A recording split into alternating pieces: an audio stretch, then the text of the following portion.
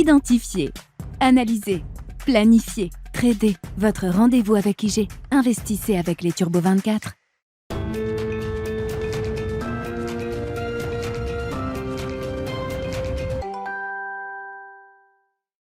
Bienvenue dans Smart Bourse, votre double dose quotidienne de marché en direct sur Bismart. Chaque jour à la mi-journée, 12h30, 13h. Et en fin d'après-midi, la grande édition pendant 1 heure à partir de 17h en direct, rediffusée à 20h sur Bismart TV.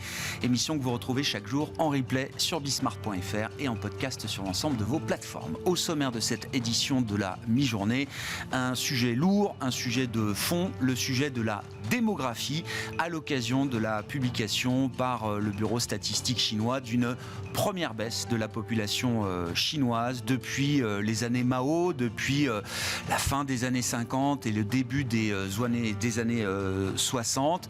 Une première baisse de population qui était attendue, certes, mais pas aussi vite que cela. Le pic démographique a donc été atteint en Chine avec une dizaine d'années d'avance sur les projections des statisticiens chinois, mais également du bureau chargé des projections démographiques des Nations Unies.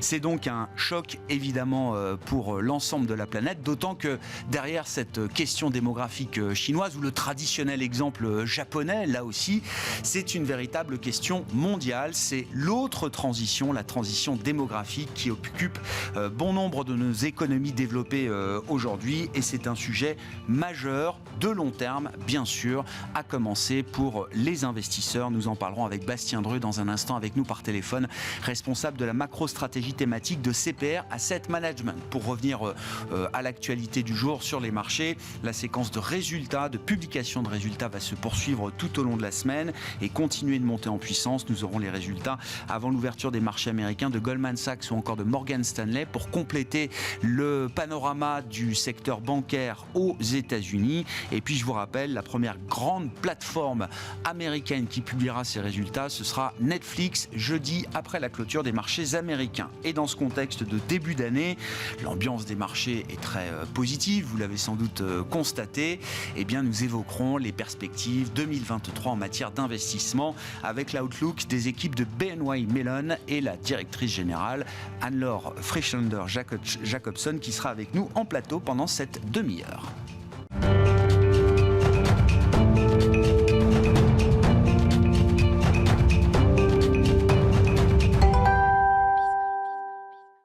Mais d'abord, la question démographique, c'est l'autre transition. La transition climatique, évidemment, occupe les esprits de manière importante, mais la transition démographique mondiale est un sujet qu'on ne peut pas négliger aujourd'hui. Nous en parlons avec Bastien Dreux, qui est avec nous par téléphone, responsable de la macro-stratégie thématique de CPR Asset Management. Bonjour et bienvenue, Bastien. L'exemple frappant du jour, c'est évidemment la publication de cette baisse de population de 850 000 personnes en Chine en 2022, annoncée par le bureau des statistiques chinoises ce matin. Évidemment, tout le monde a dans ses radars une baisse à venir de la population chinoise. Cette baisse de population en Chine intervient néanmoins beaucoup plus vite que prévu, Bastien. Effectivement, comme vous venez de dire, une baisse de 850 000 personnes de la population chinoise en 2022, c'est vraiment beaucoup pour l'année 2022. Et ce qu'on peut souligner plus généralement, c'est que le vieillissement de la Chine est très rapide et sans doute plus rapide que prévu. On peut insister sur plusieurs choses. D'abord, il y a un certain vieillissement de la population chinoise qui a déjà eu lieu. Si on regarde l'âge médian de la Chine, il était en 2021 très légèrement supérieur à l'âge médian des États-Unis. Donc la population chinoise est déjà plus âgée que la population américaine. Et puis cet âge médian de la Chine, il est en train de converger vers celui de l'Europe qui est encore un petit peu supérieur. Ensuite, ce qu'on peut voir dans les chiffres qui ont été publiés ce matin, c'est vraiment un effondrement de la natalité en Chine. Le nombre de naissances pour 1000 habitants, il a été seulement de 6,8 en 2022. Et là, cette baisse est quand même très marquée parce que c'est à peu près la moitié du chiffre qu'on avait il y a 5 ans. Donc on pourrait penser que cette baisse de la natalité, elle est causée par la crise Covid, mais elle a été déjà clairement marquée avant la crise Covid. Puis après, de façon générale, sur la Chine, quand on regarde les projections des Nations Unies, la baisse de la population chinoise devrait se poursuivre tout au long du XXIe siècle. Alors, l'ampleur de la baisse, elle va dépendre évidemment de l'évolution de la natalité, mais si on considère une hypothèse moyenne de natalité, la population de la Chine devrait baisser de plus de 100 millions d'habitants d'ici 2050, c'est énorme. Ça représente en gros une France et demie que la Chine va perdre d'ici 2050. Alors évidemment, les autorités chinoises vont essayer de stimuler la natalité en supprimant la loi sur l'enfant unique, puis en permettant aux ménages d'avoir 3 enfants. Mais pour le moment, ça n'a pas eu vraiment de résultats spectaculaires en ce qui concerne la natalité. Si la croissance économique n'est rien d'autre qu'une fonction de la dynamique démographique et de la dynamique de productivité, Bastien, sachant que la Chine ne peut plus compter sur son dividende démographique comme elle a pu le faire pendant des dizaines d'années, quels sont les enjeux en matière de politique publique, en matière de croissance de la productivité pour une économie comme l'économie chinoise demain ? C'est clair que si on a une croissance de la population plus faible, on aura une croissance potentielle plus faible. C'est quand même important de rappeler que la Chine, elle a contribué pour à peu près un tiers à la croissance mondiale sur ces 20 dernières années. Et c'est pour ça justement que ces autorités chinoises vont essayer de stimuler coûte que coûte la natalité sur les années qui arrivent. Donc, pour l'instant, il y a eu simplement ce qu'on pourrait appeler des réformes structurelles en supprimant la loi de l'enfant unique et en permettant aux ménages d'avoir 3 enfants. Ça n'a pas marché. On peut imaginer des politiques de natalité plus ambitieuses, notamment avec peut-être davantage d'allocations, peut-être davantage un volet budgétaire pour essayer de stimuler la natalité en Chine. Puis après, il y a très clairement l'enjeu d'essayer de stimuler la productivité pour essayer de faire en sorte que cette croissance chinoise ne baisse pas trop. Mais de toute façon, ce qu'on avait pu voir déjà sur la dernière décennie, c'était un ralentissement de l'économie chinoise. Cette croissance a été de moins en moins forte au fil du temps parce qu'il y avait déjà un ralentissement de la croissance de la population chinoise sur les dernières années. Ce qui est frappant, alors derrière l'exemple chinois emblématique, bien sûr, Bastien, c'est que il y a une forme de wake-up call mondial un peu sur cette question démographique avec les effets notamment de la période pandémique et ce qu'on retrouve notamment dans nos marchés du travail. Et quand je dis nos marchés du travail, c'est ce qu'on peut observer en Europe, ce qu'on peut observer aux États-Unis avec un déficit qu'on imagine peut-être structurel en matière d'offres de travail aujourd'hui dans les populations actives en âge de travailler par rapport à une demande de travail. Il y a un vrai déséquilibre qu'on observe récemment, qu'on n'a pas observé depuis des dizaines d'années. Qu'on n'a peut-être même jamais observé en fait. Peut-être qu'on est en train d'assister à quelque chose de tout à fait nouveau. Alors clairement, pour reprendre ce que vous disiez, c'est un phénomène qui ne touche pas que la Chine. Si on prend l'exemple du Japon, en 2021, la population était en baisse pour la 11e année consécutive. Si on prend l'exemple de l'Italie, la population en 2021 était en baisse pour la 7e année consécutive. Et puis pour certains pays d'Europe de l'Est, on a des baisses quand même très très fortes également. Et si on regarde encore une fois les projections des Nations Unies, ils estiment que d'ici 2050, la population aura baissé d'au moins 1% dans 61 pays. Donc très clairement, on a des baisses de population qui peuvent se généraliser à droite à gauche. Et puis, de façon plus générale, c'est le vieillissement de la population, c'est un phénomène qui est mondial, qui touche tous les continents à l'exception de l'Afrique. Et si on se focalise sur, par exemple, l'évolution de la population mondiale, c'est-à-dire on prend toute la population sur Terre, la croissance de la population mondiale a été inférieure à 1% en 2021 et c'est quelque chose qu'on n'a pas vu depuis la première moitié du XXe siècle. Donc voilà, c'est quand même très, très fort et ce ralentissement de la population mondiale, il va être encore plus net dans les années à venir. Donc ça va avoir des conséquences très fortes sur la croissance potentielle. On en a déjà parlé tout à l'heure. Si la croissance de la population mondiale est plus faible, ça voudra dire une croissance potentielle qui sera plus faible.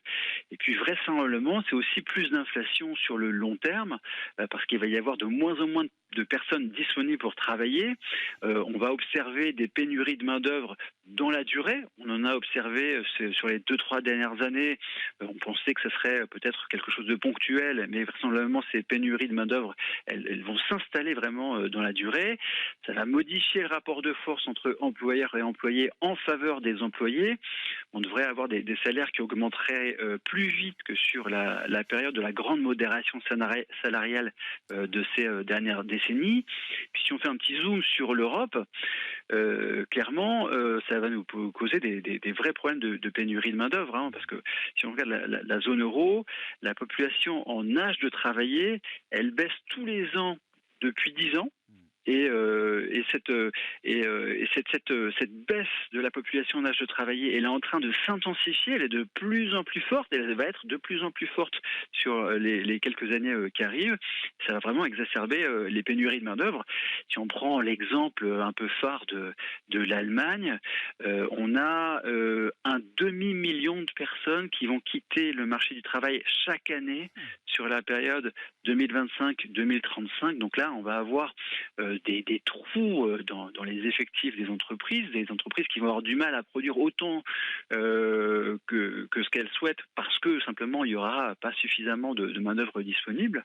Et c'est vraiment un phénomène qui est très prégnant chez les PME.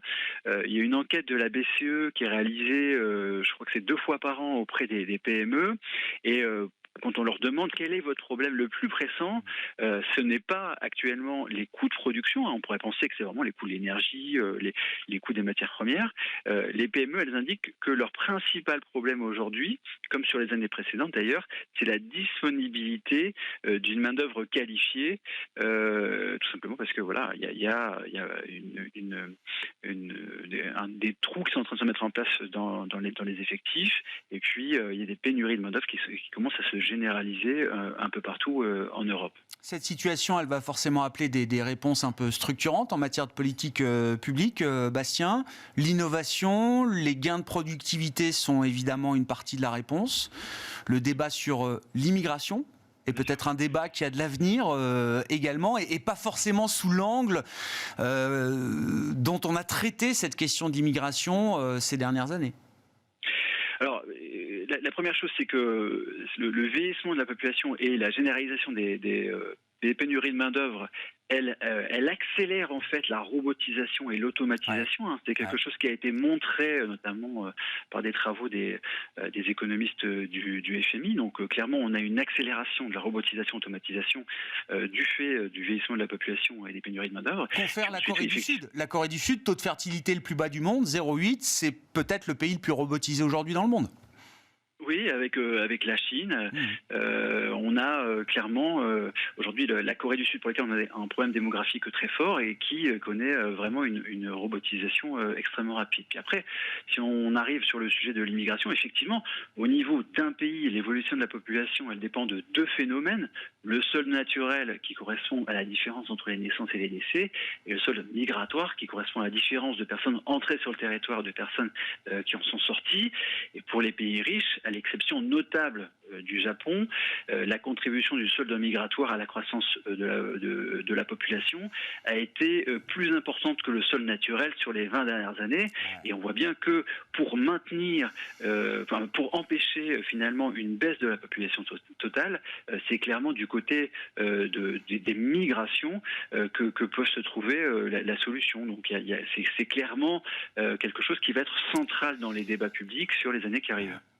Quel changement de perspective quand même, incroyable, hein. Il y a vraiment, je le disais, un wake-up call là, sur cette question démographique mondiale, globale, hein, qui concerne alors la Chine aujourd'hui avec la publication de ces chiffres, mais on voit bien que c'est un problème d'ampleur mondiale aujourd'hui. It's the demography stupid, pour reprendre la célèbre formule, et c'est un vrai sujet de fond. On y reviendra d'ailleurs dans l'émission ce soir avec nos invités de Planète Marché. Merci beaucoup Bastien, merci de nous avoir éclairé sur cette dimension démographique, qui est un débat parfois un peu négligé, mais qui est un véritable débat structurant pour l'économie et l'investissement, bien sûr, à long terme. Bastien Dru, responsable de la macro-stratégie thématique de CPR Asset Management, qui était avec nous par téléphone.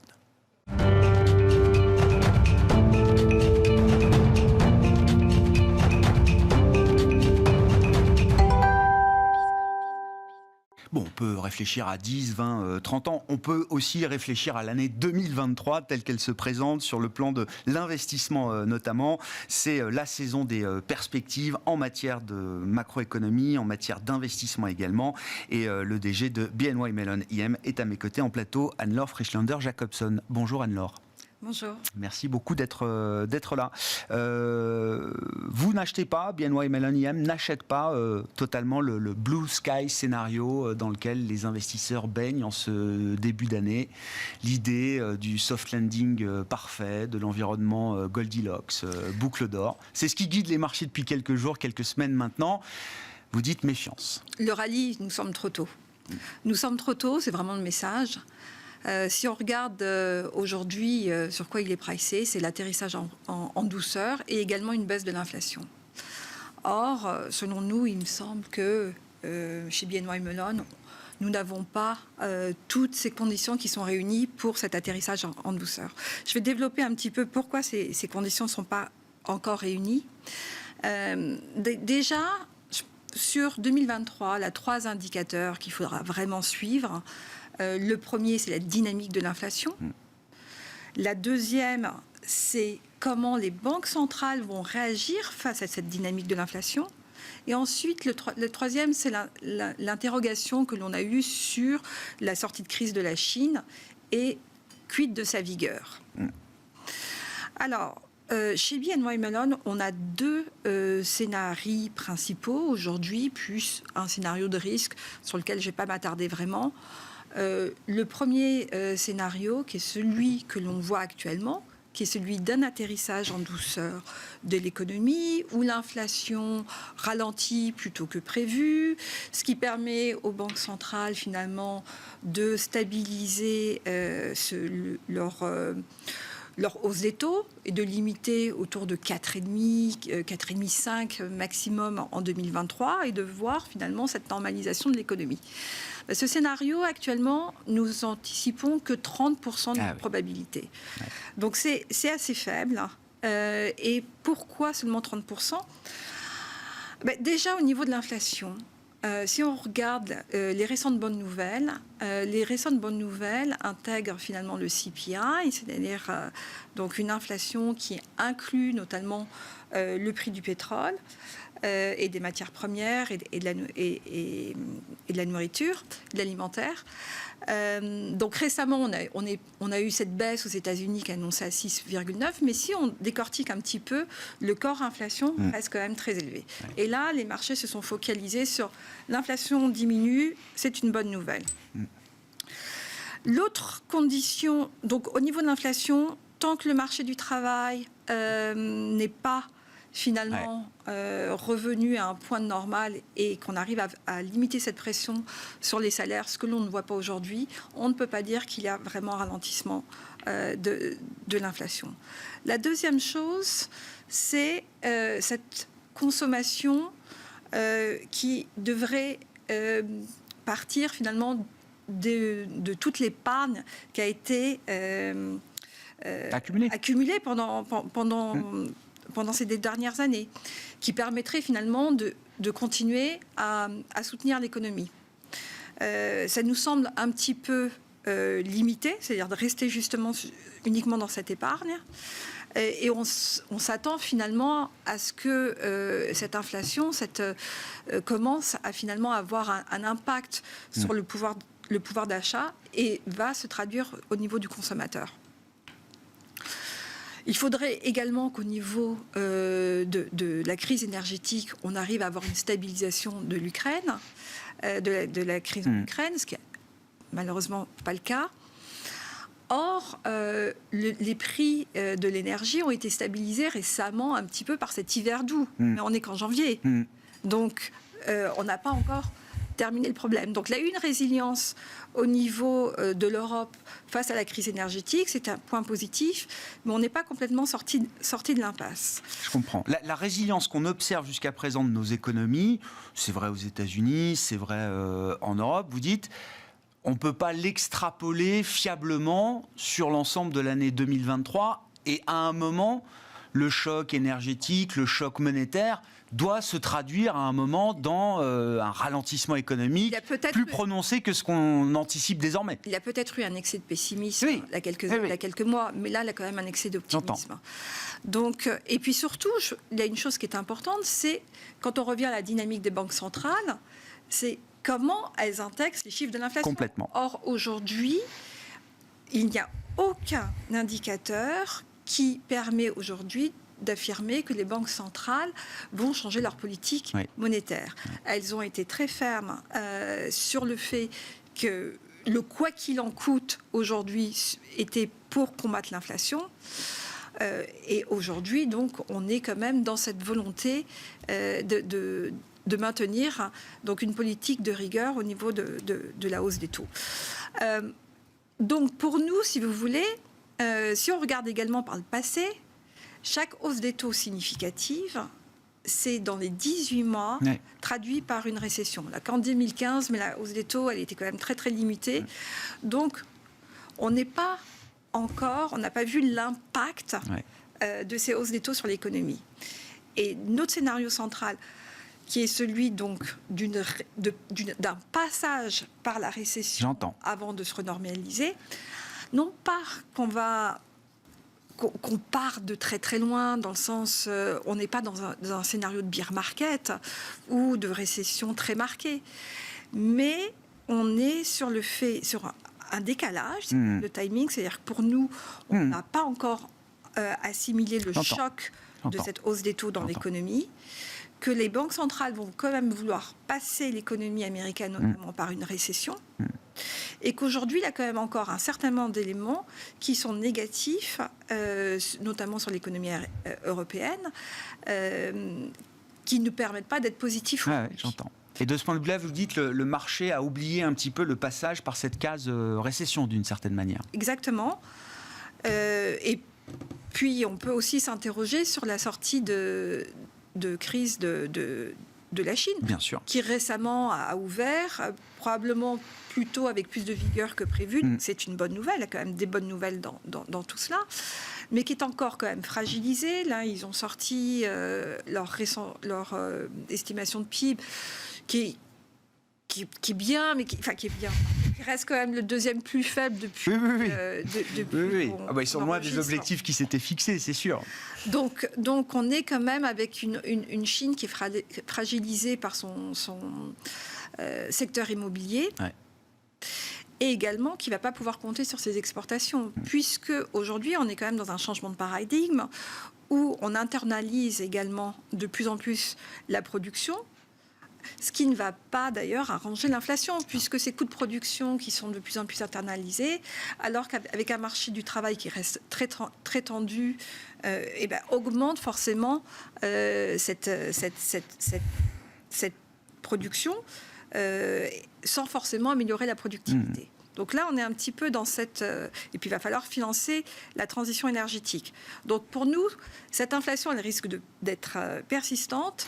Et cette baisse qu'on a eue récemment ne justifie pas que le pic soit complètement atteint, même si, bien entendu, on est quand même vers une normalisation de cette inflation, mais qui doit passer par un plateau avant de redescendre. Et la question, c'est effectivement, pour reprendre comment est-ce que les banques centrales vont réagir à cette situation? Comment est-ce qu'elles réagiront notamment à ce qu'on pourrait appeler l'inflation résiduelle, ce qui restera de l'inflation après la phase de désinflation, de normalisation, donc l'inflation structurelle. On verra où elle atterrit, pour le moment, à 3, à 4, à 2,5, j'en sais rien. Mais comment les banques centrales réagiront à ce moment-là? Pour le moment, nous, notre scénario, c'est que la Fed va devoir continuer d'augmenter ses taux d'intérêt probablement jusqu'à 5,5. Donc on va avoir un plateau de 5, 5,5 jusqu'à au moins la deuxième partie de 2023 avant de commencer à redescendre. D'accord. Donc on a à peu près à 100 points de base de différence par rapport à ce que presse le marché. Il va y avoir probablement cette résiduelle. Est-ce que le prochain 3% d'inflation sera l'ancien 2%? C'est la question. C'est tout à fait possible. Selon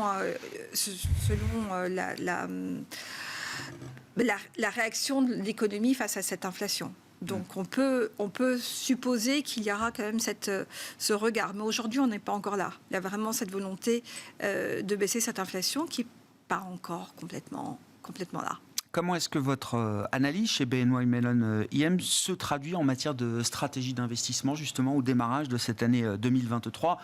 Démarrage qu'on a beaucoup commenté, et on l'a compris. Voilà, il y a eu un rallye, donc sur le niveau des valorisations, ça n'aide pas forcément. Ouais. Et puis sur le fait que nous, on est quand même un petit peu plus bearish sur les anticipations de hausse des taux.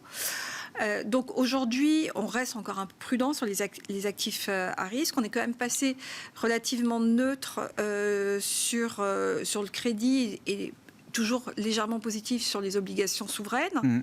Les obligations souveraines pourraient être notamment vecteurs d'actifs refuge. Et puis en cas de récession, bien sûr. Oui, c'est le premier intérêt du souverain. Oui, j'entends. En cas de volatilité. Et donc, on a quand même des rendements qui sont assez intéressants aujourd'hui. Le crédit investment grade, notamment européen, commence à avoir des yields qui sont intéressants. On est autour de 4 à peu près sur le crédit investment grade en Europe. Donc on est plus favorable sur le crédit investment grade européen qu'américain, du fait des valorisations qui puissent être actifs. On reste encore prudent parce qu'il peut y avoir effectivement ces hausses des taux et puis un peu de volatilité sur les marchés. Sur les actions, on n'est pas encore retourné positif, mais j'entends. Dans 6 mois, c'est-à-dire que c'est vraiment encore... C'est une question de séquence, c'est un séquençage en fait. Voilà, c'est un séquençage. Et à la fin... La deuxième partie de l'année, on revient beaucoup plus positif. On est là, on verra probablement des choses intéressantes à faire. En attendant, clairement, la gestion active plus que la gestion passive, on privilégie toujours le secteur assez défensif. Donc, un peu de value, des valeurs de rendement qui peuvent aider justement cette histoire de coussin en cas de hausse des taux. Et puis, on s'intéresse quand même aujourd'hui sur les valeurs de croissance dites de qualité, c'est-à-dire celles qui ont été malmenées ces 2 dernières années, donc ont des valorisations qui commencent à être intéressantes, et puis qui ont c'est ce qu'on appelle ce pricing power, c'est-à-dire cette capacité de fixer les prix et d'être toujours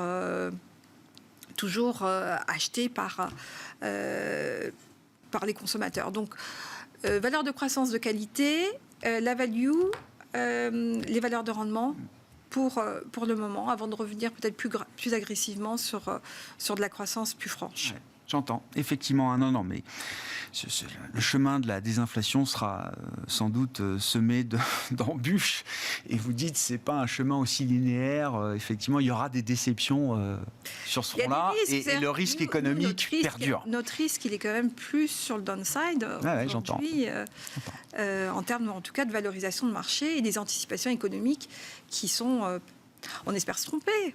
Oui, non, mais c'est trop tôt pour rayer le mot récession de notre vocabulaire, là, j'entends. Non, mais c'est en tout cas, juste peut-être pour rebaser, l'idée, c'est pas qu'on rentre dans un bear market, qu'on est très négatif. Ouais. C'est qu'on est plus mitigé que ce que le marché le laisse penser aujourd'hui. Donc, on dit attention, prudence.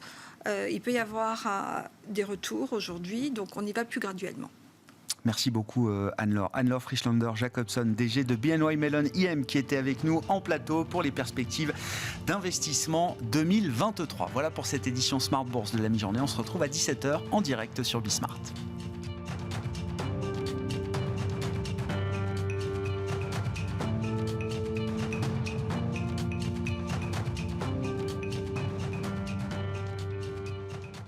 Identifier, analyser, planifier, trader. Votre rendez-vous avec IG. Investissez avec les Turbo 24.